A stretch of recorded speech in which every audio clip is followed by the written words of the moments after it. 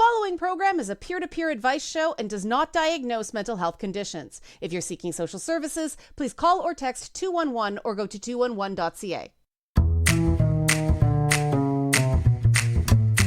Hello, listeners around the world on radio, streaming, and podcast services. This is It's Not Therapy.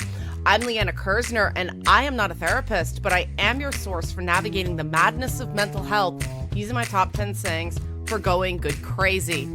I'm still struggling with a cough, and this week the news is overwhelming, isn't it? It's a tough week for it to be the last likely new show before the holidays because, the Bondi Beach Hanukkah mass shooting in Australia, another mass shooting at Brown University, the awful murder of Rob Reiner and his wife Michelle, and then their son's arrest for the killing. Now, Nick Reiner's long-term struggle with addiction was previously known, and it was a rare case of someone with mental illness being humanized in the public consciousness before they did something violent. Most families don't have those connections to Hollywood. And one Canadian family, the Faqiris, just went through the 9-year anniversary of the loss of Soleiman Faqiri, who died in the Central East Correctional Centre in Lindsay, Ontario on December 15th, 2016. Soleiman's brother Yusuf talked to me last week, and I'll have the interview for you after our first commercial break. Now, some of the details are incredibly disturbing, so I advise listener discretion. Soleiman, or Soli, as his family calls him, had been diagnosed with schizoaffective disorder 11 years prior. He was about to turn 31 years old when he died. He had stopped taking his medication, a common situation for people with schizoaffective disorder, because the side effects of the medication can be really unpleasant. In coverage at the time, the media reported that Solly had spit on one neighbor and stabbed another. Far fewer stories reported that the neighbor was left with only minor injuries. Now that detail really changes the story in your mind, doesn't it? According to government guidelines, even back in 2016, Sole should have been taken to a hospital because the jail was unable to meet his mental health care needs. In the 11 days he spent in jail, his mental health declined rapidly. 3 days before he died, a judge ordered his transfer to a nearby hospital, but there were no beds. A coroner's inquest in 2023 found that Solly's death was the result of prone position restraint and violent use of force. A spit hood was used, which has been a factor in other deaths in Canadian custody. Solly's death was ruled to be a homicide, but because so many guards were involved, the police claimed they didn't know who to charge. 15 correctional staff members were suspended, but many continue to work in our province's jails. Dozens of policy breaches were noted, and 57 recommendations were made.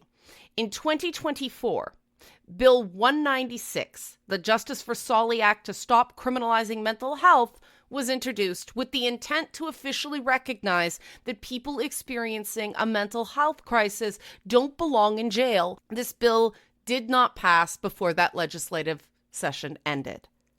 Now, this doesn't mean that anybody wants mentally ill people to, air quotes, get away with crimes. People like Solly, who were arrested for violent crimes that are not homicide, often spend comparable, if not more time in a mental health facility than they would spend in prison. And keep in mind, people like Solly aren't convicted of crimes. Jails are pre-trial holding facilities, and I still believe in innocent until proven guilty. I'll share more about mental illness and the justice and correction system after the interview because I want you to meet Yusuf Faqiri if you're not already familiar with him. He's been in documentaries, he's been in a ton of media pieces, and we're going to talk to him after the break. This is a pre-recorded interview, so some of the Thai lambs will be like, what?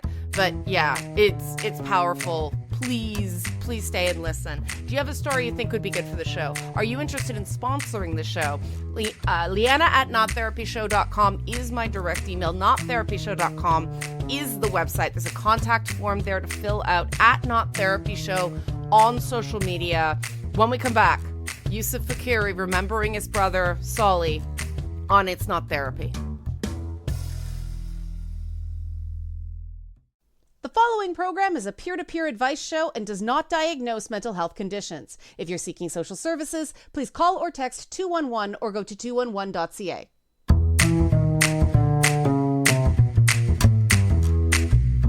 We're back on It's Not Therapy. I'm still Leanna Kersner. I'm still not a therapist. We are in the interview now. And guys, this is going to be one for the books. I want to introduce you to Yusuf Faqiri, who is the brother of Soleiman Faqiri. Yusuf, thank you for coming on It's Not Therapy. Where do you want to start with the story of your brother?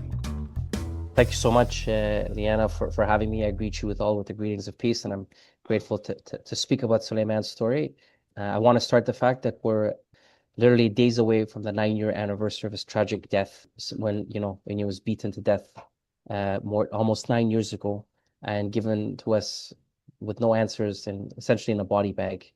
But that's where I want to start. I want to start with the pain that my family continues to endure, and more or less the lack of accountability that has existed since his tragic death. Right. And when you say lack of accountability, there's been a lot of attention to your brother's case, much through your work on justiceforsolly.com. But the accountability, there's been recommendations, like you had the very rare coroner's inquest that ruled that your brother's death was a homicide. Yes. In police custody. We can get into the gory details or not. The main point was that the government of Ontario issued an inquest verdict that said people like your brother who suffer from mental health conditions like schizophrenia do not belong in prison. Not only was he treated horrendously, like inhumanly, but he shouldn't have been there in the first place. Correct? Absolutely. I mean, it's an important way to start, but it's also we have to understand, Indiana, Solomon's tragedy in many ways is not that unique. You have a lot of people that were killed, that die in these correctional institutions that are at the custody of the state. People that are vulnerable, suffering from mental health challenges, be it schizophrenia, bipolar disorder. What makes this case unique is you had a family that made the sacrifice to fight, to speak out. And the fact that the Ontario government has not responded to the coroner's inquest recommendations says a lot. But in many ways, it should not surprise a lot of folks that are following in this space. One, from the perspective that in this, the 57 recommendations that was given, governments, there's a gap between the general Canadian population and the government, and with mental health challenges. So 57 recommendations, because it's not binding, government thinks that they're going to get away with it, and Solomon's case is going to be forgiven. That's why they haven't done anything. But here's the thing. The but is that we're not going to stop fighting. Mm-hmm. I have Canadians across the nation that are standing by my family, because this case is bigger than Solly. That are going to say enough is enough. 57 recommendations, but what's even more unique in this coroner's inquest, Leanna, what you brought up, is that it was a landmark homicide verdict. Yeah. 5-person layman jury articulated Soleiman Faqiri died as a result of a homicide. Yeah. Yet 2 years to the day, now it's the 2-year anniversary of the coroner's inquest, none of the recommendations have been, and we will talk about it later, that have been implemented by this government. Yeah. And tragically, the more time we wait, you're going to get more Sollys that will give into their families in body bags. I hate describing it this way, but this is not a policy issue. This is life and death. Yeah. And audiences that are listening to me I'm very confident they can attest to what I'm articulating. Yeah, and I think this is it shouldn't be a rhetorical argument, because even at the time, 3 days before your brother was killed, a judge ruled he shouldn't be in prison. He should be in a mental health facility. It was ignored back then too, correct? Correct. I mean, look at this. That's 9 years to our conversation today. Yeah. 9 years to the day, December 12th. I went to a courthouse with my father, or articulated to the judge's defense, and credit. The judge ordered Solly to be transferred to a hospital. And the only reason he didn't make it was there was a shortage of a bed. And that's a problem in itself. Yeah. So we have legal tools at our disposal, but the system inside corrections still sees itself as uniquely placed, and that this concept of like, we know best, uh, the external factors don't know what. Well, you don't know best. Hmm. So 3 days before Sully's that my father and I, he was there with me. You're a very active family, Liana. This is not a family that just let Sully go. This was a loving family that we did shift work. My Yeah. father and mom saw him. We'll talk more about that. But at the end of the day, even when the system is used, the tools that exist for families, correction sometimes pushes back, and that's a problem in itself as well. Yeah. The failures your brother suffered didn't begin when he was arrested. It began with a lack of support for your family because you guys were basically doing round the clock care for it was 11 years from his 11 years. I diagnosis. say Yeah. this, Liana, 11 days, 11 years to take care of Soleiman. It took the system 11 days for him to be killed. Yeah. I can put that in perspective. 11 years. Yeah. But that 11 years is part of the story, right? So he started experiencing symptoms of schizophrenia after a car accident, correct? Absolutely. I mean, and you look at his story. I mean, he was a gifted mind, Hmm. multilingual, taught my mom how to read. He was studying engineering at Waterloo. This was someone who was highly sophisticated, both academically and athletically. But God had other plans for him, and he got into a car accident, and he was diagnosed with schizophrenia. And I want to start off there because you had a family that, even though we didn't have the tools, we had the love and the conviction to say, okay, we're going to do everything you can to get him help. But even with that perspective, we were limited. We were out of our depth. And frankly, Yeah. anybody who's listening to this conversation, unless you're a medical professional, we're all out of our Oh, yeah. depth, right? And but what we did was, but there's an ironic privilege is that now imagine you're not a single mom. Yeah. You're not from rural Ontario. You don't come from a certain socioeconomic background. Now imagine those folks, how they can navigate through the system. My family, Sully had his mom and dad, able-bodied siblings. You know, we knew what we needed to do, even if we had our limitations. And I could take time off work. But Hmm. in the end, even in those 11 years when we took care of him, it's whether me talking to certain practitioners, I'm like, look, we need to get him help. And the practitioners, they meant well, and I'm very grateful for them. But It they are took a not in a while. position, yeah, Yeah. to give resources, Liana, for us. I had to do the research, telling my mom and dad this, like, getting housing for him and all that stuff. All of that is problematic because Yeah. these people, when you see in the streets of downtown Toronto or Mississauga, a lot of people that are in these streets, breaks my heart. They Yeah. they had families, but their families don't have the means. And I think this is very important. Like as simple as a bed, Liana, Hmm. these people. And so I think it's very important. But we struggled. I'm not going to lie. Those Yeah. 11 years we struggled. But the struggle um, was based on, you know, um, the system not having the available resources and the capacity. And that's a problem. Frankly, that's a problem. We shouldn't have those issues. No. Yeah, we shouldn't have those issues, frankly. And No. And it yeah, make the argument is, oh, well, it's expensive. Our priorities are completely wrong as a society, but they are very popular. Have you come across this particular, like I said, rhetorical problem? absolutely. I think that's a very important point. I think there's a gap. So unless you haven't had a loved one going through the justice system or the correctional system or through the healthcare system, it's hard for you to understand the system because the system, what it does by design, it's almost otherized that, okay, you do the crime, you do the time, but Right. it's much more nuanced than that. So I think there's a gap between our, as a sophisticated country as we are as Canada, with a very highly civic engagement, this gap in mental health and the correctional justice system, there's a significant between the population and what it exists. And that's the first thing. The second thing, politically, when you think about it, Leanne, in elections, mental health is not, or corrections that come in as like a subject that, yanks your chain. Yeah.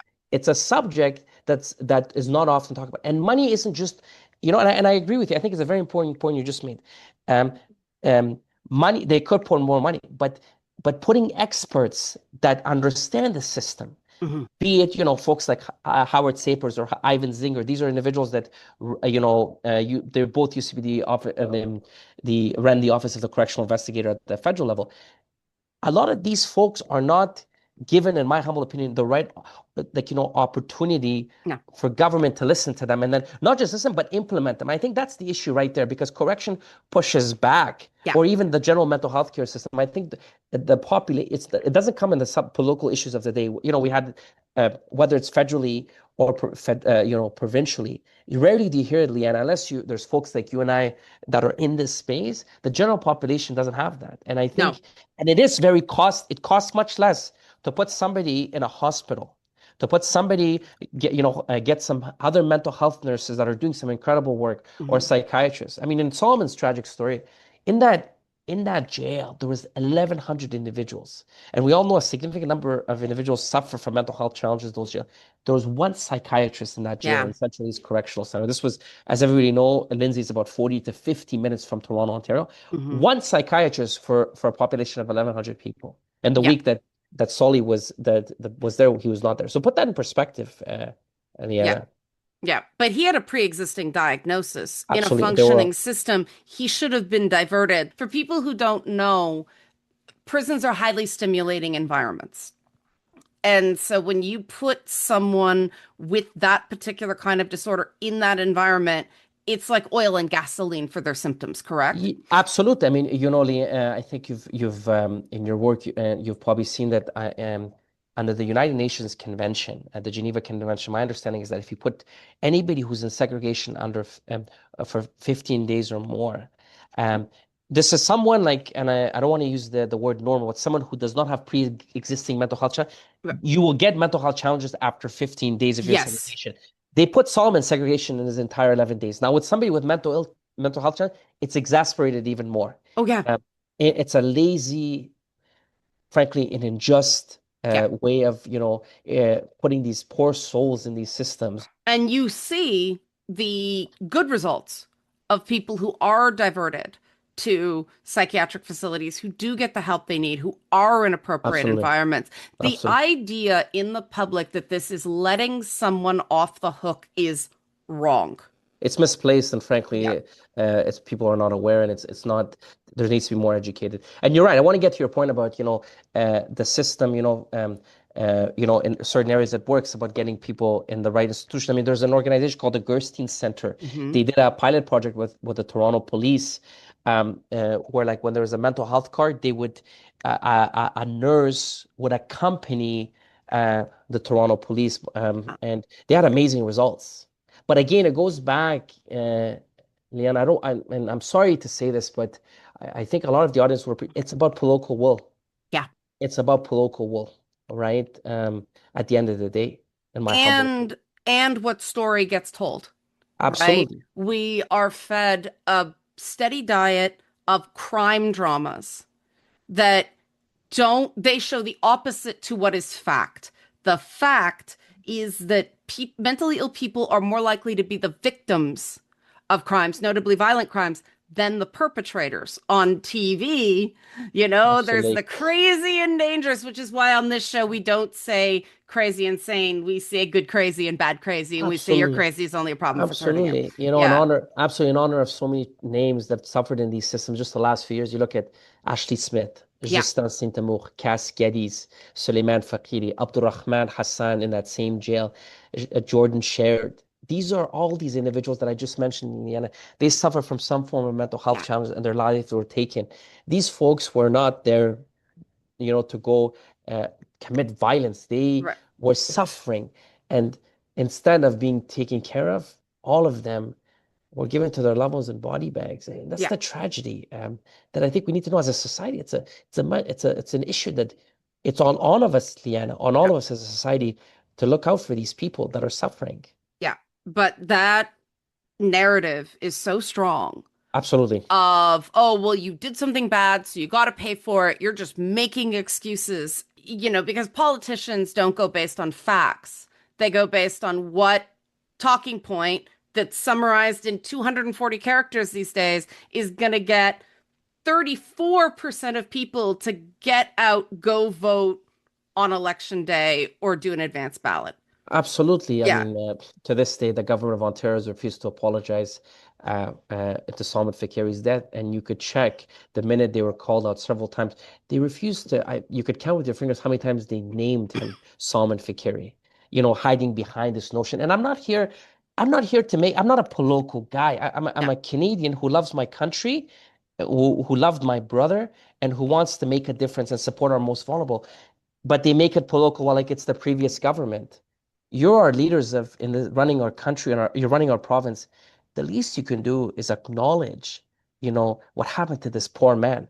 And it's not like the family is just, screaming and saying this. You have Eliana, significant medical legal experts that said what happened here is wrong. You had a very sophisticated, highly organized coroner's inquest, multiple organizations that said what happened here is wrong. A chief pathologist saying that his death was linked to the guard's actions. Yet Hmm. the government has refused to even acknowledge his name and apologize. That says something. That's what it says to that is that people with mental health challenges, whether they're in these systems, uh, correctional system, or in the systems that they're outside of prison, they don't have the same value as the rest of us. Hmm. That's wrong and that's tragic. I think people, the just world fallacy comes into this. The idea that life is essentially fair and we get what we deserve is really challenged by stories like this. You know, Absolutely. being mentally ill is not a moral failing, but it's still treated like it is because people have to believe that, we're all not just one accident away from something like this. Absolutely. And Yeah. and absolutely. And being mentally ill should not be a death sentence. No, it You it know, shouldn't. It shouldn't even be a prison sentence. absolutely. Yeah, and Absolutely. unfortunately, I mean, a big factor, we'll cover this and then we'll go to commercial. A Yeah. big factor in your brother's story is that under the Mental Health Act, intervening with mentally ill people is the job for the police. So Yes. the way you help these people is by, for all intents and purposes, arresting them, even if you're not going to charge them. Absolutely. And put them in a hospital rather than take them to the jail. The Right, mistake started with the police, the local police that took Solomon to the jail instead of the hospital, right. which they were aware of that he was suffering from mental And health you challenges. talk to any good cop, they know the training isn't there. They are not aware of even things like shelters for men in their local area, shelters for men who are victims of domestic violence, And for that's a instance. problem. That's a problem, Leanna. That's a problem right there. Yeah. Exactly. Yeah. Yep. Yeah. Um, The police don't have training, and the minute you say no, no more training for police, you start rolling their eyes. But these are trainings that the police actually want if you speak to cops. Absolutely. Yeah. And at the end of the day, if we focus on law enforcement, because this isn't an exercise. Hmm. We want to be very clear with that. An exercise that I'm saying people that commit crimes, they should be in jail. This is about people that are vulnerable. Yeah. Police, have made it clear about the training, but there's also, and I'm with them, but there needs to be a leadership with police as well to understand that when you deal with people with mental health challenges, you got to be open to working with the psychiatrists, the mental health nurses, because their doors are open. So there needs to be there should not be a pushback. I'm 100%, what you just said, Liana, because there's a training issue. They need to be trained and they need to get that support. But police also needs to show the leadership Yeah. that, look, we're open to working with these people because you don't have the skill set, Yeah. right? This isn't just about enforcement and security. These people, there's certain uh, nuanced issues coming up, Liana. But I think those doors need to be open. And I'm going to say this again on your show. My door is open to work with corrections and Yeah. with law enforcement, but no one has approached me. I'm open. I'm here to work. I'm here to support, to work with you. But we cannot have these conversations where they're in silos because it's this the mental health staff have those tools and they need to be ready to let those people do the work, in my humble opinion. I know it's Yeah. not a popular opinion, but it's an opinion that I know a lot of people appreciate. Yeah. All right. That's a great place to go to break and come back to talk about solutions. When you say justice for Solly, that means making the world better in his name, right? So when we Absolutely. come back with Yosef Fakiri, we're going to talk about how to make the world a better place for people like Solomon. Forgive the cliche, but that's why we're here. Absolutely. We learn from the past to move for the future. So you're good to hang on, Yusuf, for a Absolutely. few Thank you so minutes. much. Okay, Absolutely. questions, comments, any concerns? It's Justice for Solly, SOLI.com, justiceforsoli.com if you want to look it up. If you have any questions, you want to get in touch with me, Leanna at nottherapyshow.com is my email. Nottherapyshow.com is the website. You can fill out the contact form, ask for more information on this. There is a documentary on CBC Gem that you can watch as well. We'll be back with Yusuf Faqiri on It's Not Therapy after this.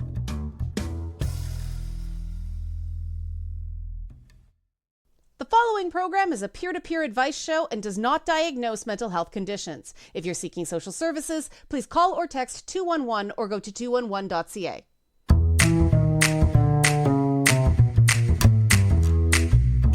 We're back on It's Not Therapy. I'm still Leanna Kersner. I'm still not a therapist. We are still talking about the legacy of Soleiman Faqiri with his brother, Yusuf. Yusuf runs justiceforsoli.com. Before the break, we were talking about better for people like Yusuf's brother. And this is the point. Everybody can, well, maybe not everybody, but it's easy to agree on the problems, right? It's easy to go mentally ill people don't belong in prison. It's easy to go spit hoods kill people, right? The question is, what do we do about it? Yosef, this is a problem of right versus right thinking. We want there to be punishment, like you said, for people who commit crimes, fully aware of what they're doing. But we also need to have the other side of justice, which is actually being a corrections system. And you can't correct if you're breaking someone further. So where do you see the starts? You talked about working with police, stuff's not being in silos. What can regular people do to make a difference going forward? Absolutely, Anna. Thank you so much for that question. There's so much to unpack there, and I'll really try my best to unpack it in as much as I can in the time that we have. I mean, first and foremost, we live in a society, in a country, whether it's province or city or country, where we have that unique opportunity to engage with our leaders. That they represent us as a society, right? We vote them and we vote them out. That's us. And I think the most simplest thing, you write a letter to your member of provincial parliament or to your member of parliament, a simple thing, or to your local counselor, about, simple as like a mental health strategy, but then also, pushing them more on detail oriented of like, what are they going to do with the issues in our prison system of people with mental health challenges? What is the plan? Like the plan is that is there, more beds in the hospital? Like Right. I think people can, and that's a simple where they can start. Now, if we look at it from a policy framework, I think that right off the bat, the coroner's inquest that, a lot of resources was spent, experts spoke. Those 57 recommendations didn't just come from the Faqiri family. We supported it, but other experts that knew what they were doing in these systems, that had multiple years of experience, those 57 recommendations, and I want to touch on a couple of them about what we can do, Leanna. That's a blueprint on transforming corrections. That is a blueprint on, building a society where the Soleiman Faqiris, the Ashley Smith or the Justin Saint Amours, or in areas or in institutions where mental health nurses and psychiatrists are there. That's a blueprint. And I want to focus on a couple of the recommendations. The first one, a simple. People the first recommendation is that the people with mental health challenges should not be in jails. As simple as that, like the government putting a they have not done that in 2 years. No. That's a simple start. People with mental health challenges, right off the bat, I'm going to say it, they should not be in jails. They should be in places where there's tools. That's right off the bat, but that hasn't happened. Now, for people to be clear, this is not letting people off the hook. The statistics are that people spend more times in these hospitals than they would spend in prison. Absolutely. And you have you have a society, you have these people. First of all, there's a moral obligation, in my humble opinion, right? When you look at the tradition in our country, you have people like the moral compass has to be thought about this too. Like, these are people that are suffering. They're not people, these are human beings, right? And again, I want to be very clear. I'm talking about the mental health part, the criminal justice, the folks that commit crimes, you know, that's between them and the justice system. I'm not here to talk about that. I'm not here to weigh in on that. But what I'm talking about is the Soleimans and the Ashley Smith and the Justin Saint Amours putting a statement there that people with mental health challenges should not be in jails. Mm-hmm. That needs to happen. They should Yeah. be in places of support. Now, the recommendation that I would say, arguably the most important recommendation on this inquest, is the one what we call an inspectorate. Yeah. Inspectorate. So for folks, I don't know if folks know this, that our provincial systems, there's not one provincial system in the entire country that there's a watchdog externally that oversees corrections. Right now, as it stands, whichever province, corrections investigates itself. Put that in perspective. The recommendations that came out of the coroner's inquest, this recommendation, this inspectorate calls for what we call an arm's length office of the Legislative Assembly or Parliament that reports into Parliament. You have an external agency that will build an accountability mechanisms when something wrong happens in corrections. And I can talk about those details later on, but folks can see the recommendation. I'll share it with you, Liana. You could share with your folks that are listening. So this is very important because even at the federal level, even though the federal level has gone further in the province, there's called Office of the Correctional Investigator. They do annual reports, so they're there, but there isn't that external oversight. But and sadly, the recent correctional investigator who's done some incredible work, Ivan Zinger, resigned. Yeah. Resigned this year because he's like, my advice is not being, I'm paraphrasing, not being listened to when it comes to the folks, within the mental health challenges at the political level are not being listened to. And then there's a bunch of recommendations that talks about the gap between the healthcare staff and the correctional staff. And that Soleiman's case, if you look at a lot of the interviews in the inquest that came out, that there was a gap, that the correctional staff would not allow, in many ways, the healthcare staff to do what they need to do when they take care of someone. I think this is very important because the systems, both in a microcosm and a macrocosm, they operate in silos. Yeah. Right? The healthcare system and the correctional system, they need to work together. Yeah. And so I wanted to touch about, sorry for talking a bit too long about that, but I think it was important to respond and I do think it's important that people recognize that there is no oversight. I mean, this is a problem with, our Westminster system in general, is we don't have oversight over these, government funded but independent systems. And the challenge here, I'm sitting here going, what can we do? What can we do? The challenge here is that if something's not a top 3 election issue, it gets no traction because there are more negatives to pursuing it than there are positives. Now, when we talk about mental health, it's easy to say we all need better mental health. Absolutely. And it's easy just to, you said we put $100 million in this, but what are you doing? What concrete are you doing? Are you listening to the experts, right? And Liana, to touch your point about the watchdogs, we have police watchdogs, right? And people have their own opinions on police watchdogs. I'm not here going to weigh in, but there's police watchdogs. And so there's already, those watchdogs. How come we don't, isn't it ironic that one of the systems that has the most supervision on people does not have that watchdog? Put that in perspective as well, right? And so, because you have some important institutions that do important work when it comes to corrections, but because they don't have the legislative team, they're limited. Like the Office of the Ombudsman and the Ontario Human Rights Commission, they do some incredible work. Yes, they do. They've called out corrections, but they can only do so much because they don't have the legislative, mandate to weigh in where an inspector would be able to do, in my opinion. Yeah, and I do think that again, we go back to the narratives, right? And we live in a society that is obsessed with punishment. We have lost understanding redemption. We have lost understanding hope, right? Absolutely. If you are angry, you go and yell at someone on social media, or you yell at your family, or you go, give a rude gesture to someone in traffic, instead of practicing that compassion, which is good for our mental health, and going, okay, if oversight is going to make this better, and most of the recommendations do appear in the coroner's inquest for your brother, do appear to be about oversight, because so many things went wrong in your Absolutely. brother's case. It's almost hard to believe how much went wrong with Absolutely. Soleiman. Let's Yeah, talk about that, Liana, how yeah, much it went wrong. 60 policy breaches. yeah. Okay. Uh, 60, he said, Policy folks. 60, 60. Yeah, 60 policy breaches. Both his legs and his hands were tied. He was pepper sprayed twice. They had a spit hood on his body, put him on his stomach down.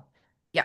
I'm not done yet. No. There was an email a couple of days before his beating that his killing, where a guard sent an email to the higher level 60 staff that this man needs help and he's sick. Yeah, They ignored that email. There was feces that he was eating, and the doctor, even though Sully didn't see a psychiatrist, the general physician doubled down even in the coroner's inquest, saying that he wasn't sick. I'm paraphrasing. He wasn't sick, even though he was eating feces. It wasn't, hmm So he didn't. He decided not to send him to the hospital, the Memorial Hospital in Peter, because the jail had a very tense relationship with the hospital. Now let's talk about his death. The hmm death now. And this is from the pathologist. The chief pathologist reviewed his case. Yeah, 50 bruises, yeah. legs and hands tied, Yeah. pepper sprayed twice, more than a dozen guards More took turn. Yeah, it more took respiration more affected respray. They because pepper of sprayed the him twice. spit Yeah, hood. they That put him on his stomach. so Yeah, many guards were involved in your brother's death that they couldn't decide who actually killed him, correct? yeah, and this is Yeah. a preposterous statement of the provincial police, everybody has a conscience, Yeah. Liana, to play in, and even now, after that homicide verdict, the police said nothing. They Yeah. After that homicide, they even refused to open the case. But they made the preposterous statement, the OPP, the Ontario Provincial Police, saying that we don't know which guard gave the fatal blow. Yeah. That's why I can't press charges. That's the second time, and sorry, the second investigation. Then the police did another one, the OPP, and they didn't tell us what they did. This is before the coroner's inquest. Nothing. Yet there's an eyewitness, John Thibault, who the OPP called credible. They spoke with him, and they still decided to not press charges. That's another problem. There's a lot of cleavages to unpack, but it just goes to show. Now imagine, Leanna, me and you, we're somewhere in Mississauga or somewhere in hmm Toronto. We commit, one of us commits the violent act. Right. We're both party to the offense, Right. Right. Accessory. you know? Yep. But to Yeah. this day, and most of the guards are still employees of the Ontario government, Leanna. Put that in perspective. And that's something that should concern everyone because you never know. I mean, I had a health event on the TTC Yes. and they assumed I was drunk. I actually have an issue with nerves in my neck, Okay. and they didn't check. They did not contact my husband. They shoved me in the hospital, told the doctors I was drunk because I'd had one glass of wine at a Christmas party. Now, they just assumed. And And I was in a serious health crisis. you're in They serious. left me there for hours. So this can happen to anyone. Unfortunately, there's a lack of compassion, and you understand it that people develop calluses just to get through the day. I mean, mental health supports for first responders are lousy too. You hear about Correct. that all the time. Vicarious trauma. We can talk about vicarious trauma all day, Yeah. Liana. But your point is important. Mhm. Like, thank God for your husband. Thank God you're okay. But Yeah, because I you could know, very much not have yeah. been. But the callousness, somebody suffering from mental health challenges, or the callousness, Yeah. someone suffering should not pay for that. Well, They're a human being, exactly. and that says a lot, Liana. That Mhm. says a lot about our system because it happens because people with these because there's also and I'm sorry to say this, but their lives are not viewed the same way. No, People with mental health challenges, but no. they don't choose. I want to be very clear to the audience who's listening. They don't choose to have these illnesses. Like if you and I broke our leg, or we broke our wrist or something, we'd be seen ASAP.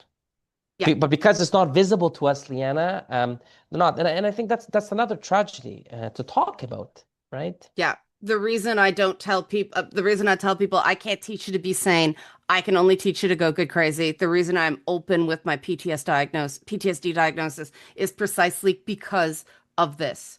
The minute you know someone with a mental health condition, all of a sudden they are people, not just some criminal of the week you see on TV, not just some statistic, not something that goes bump in the night. All of a sudden they're people. Soleiman, my late brother, was a human being. Hmm. He taught my mom something that she never had growing up. He taught her how to read, Yeah, and um, he was a gifted mind, and there's not a day that doesn't go by where I don't think about him, and yeah, I think about his life. He was so much more than his his disorder or his illness, whatever we want to call it. But yeah. uh, And that's the heartbreaking part because all they want to be is heard and to be seen. People suffering from mental health challenges, they don't want you to have pity for them. They Hmm. want to be seen and respected Yeah. and humanized, Leanna, like you said. And I want to ask you, this is something where I heard you speak the first time. I was curious about at the time. It's easy for people to get lost in anger. It's easy for people to get lost in the unfairness of it. The reason I didn't drill down on more about the horror of your brother's murder was the fact that your message is so, with all the sadness and all the grief and all the understandable anger, there's a real hope in what you're doing. Where the heck does that come from, Yusuf? Yeah, um, I come from multiple communities, but in my tradition, in the Abrahamic prophetic tradition, we're to be people of firm justice and to fight for justice. But the love for me, so that for me, I'm a man of faith, and I learned that in our tradition, you become firm with justice. But because of the life that, Solly and I want to share with the audience, we came here as refugees from Afghanistan. Hmm. We already saw enough bloodshed. I've seen a lot of pain in my life. Um, I'm not going to stop fighting for justice. I will always, but I'm going to use that pain that happened to my late brother through the word of compassion and love. That's what Solly, that was him. And so that's where it comes from. It comes from this notion that love and that firm justice will take me further than angry. It's easier to get angry. It's easier to react. It's easy to say a lot of difficult things to the guards who murdered my late brother. Yeah. They have a conscience. They're never going to forget this conscience. I can assure you that.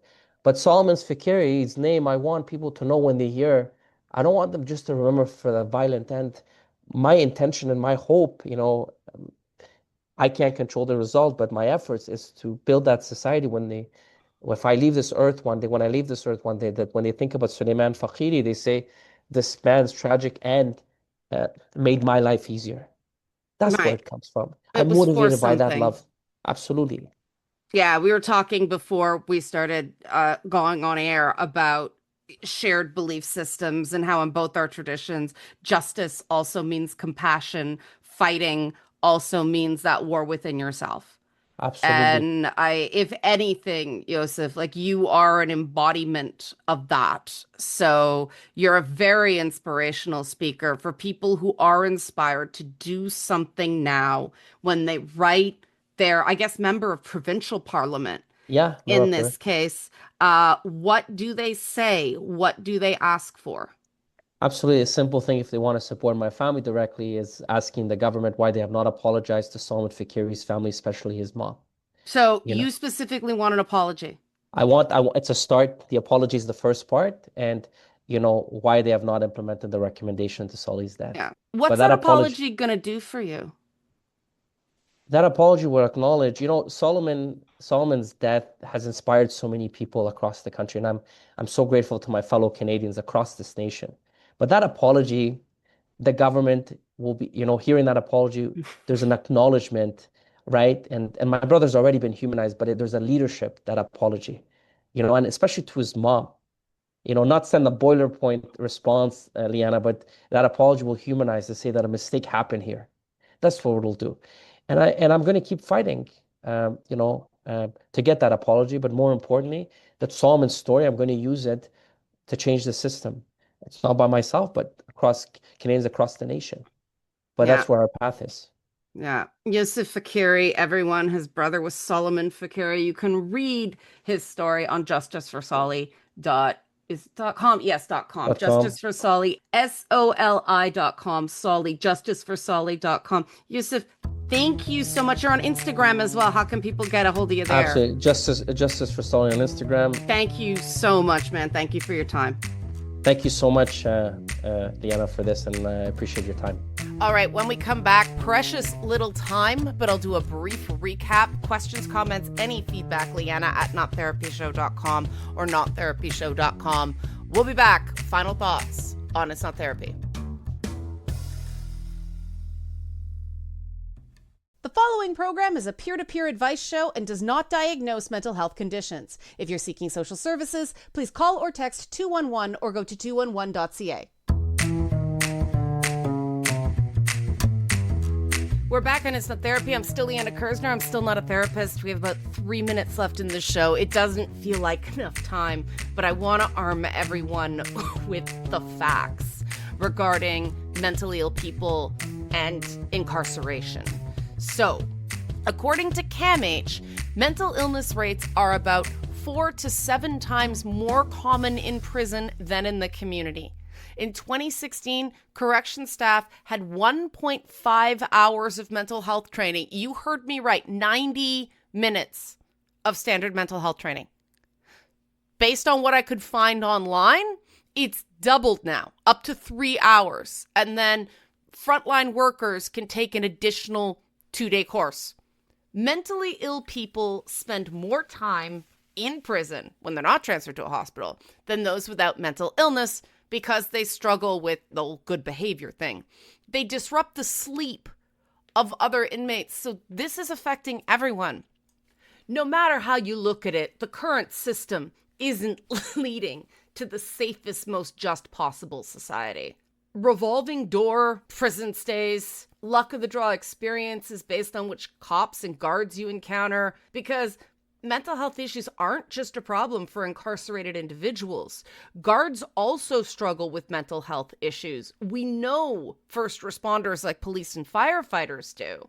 And the provincial government claims it's made improvements. Meanwhile, the amount of medical staff currently employed in Ontario jails is only half the number there were in 2021.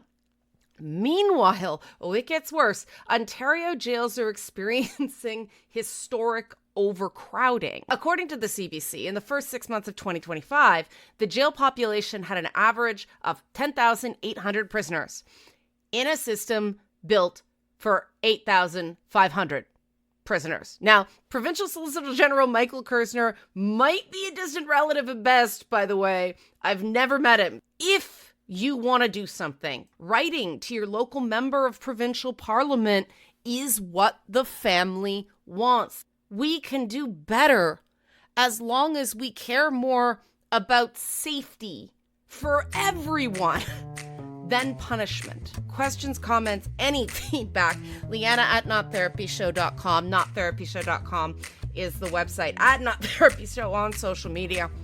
I'm going to try to treat this cough. I will see you after the holidays.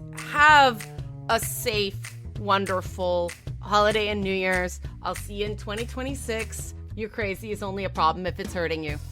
Talk in the new year.